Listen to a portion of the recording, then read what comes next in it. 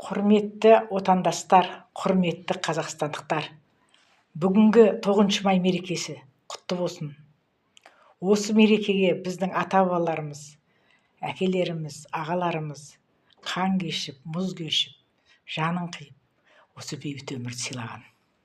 Сол кісілерге мен басым дейіп тағзым етем отандастарға. Соның ішінде әкемнің ағасы Әлімжан атама ерекше басым дейім.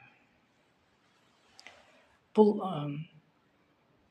отандастарға кезінде рух берген Кәтуш әні. Шешек атқан алма ағаштар, бозғылт тұбан өзен үстінде. Келді өзенге, келді Кәтуш ағыз, келіп тұрды толқынды өзенге.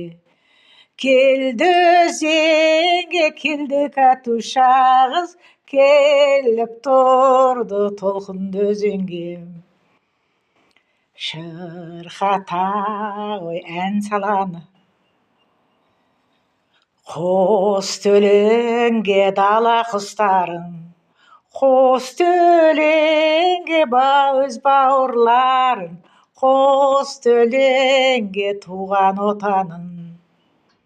Қос төлеңге туған бауырларын, қос төлеңге туған отанын. Кешқұрымда қыздың салған ән, кешқұрымда аспан әлемі.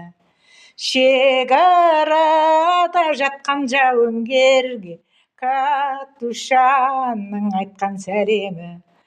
Шекарада жатқан жауынгерге Кәтушанның айтқан сәлемі. Кәтушанның айтқан сәлемі.